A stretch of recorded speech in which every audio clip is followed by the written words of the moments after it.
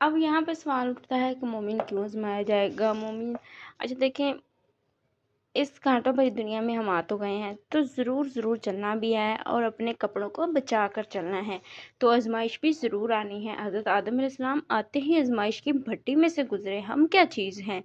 جب بھی آزمائش آئے تو کہو الحمدللہ، فضل آزمائش کی پشت پر سوار ہو کے آتا ہے۔ حضور صلی اللہ علیہ وسلم نے ارشاد فرمایا، اگر تم فضل کو تلاش کرنا چاہتے ہو تو اللہ کی آزمائشوں سے گزر جاؤ بغیر غافل ہوئے۔ اچھا، اب آزمائش کیوں ضروری ہے؟ حضرت عائشہ صدیقہ رضی اللہ عنہا فرماتی ہیں کہ جو ایک بندہ گناہ میں مبتلا ہوتا ہے تو اللہ اس پر آزمائش دیتا ہے، اور اس حالت میں اس کی آنکھوں سے آنسو نکلتا ہے تو دلوں کی سیاہی کو وہ آنسو دھو دیتا ہے۔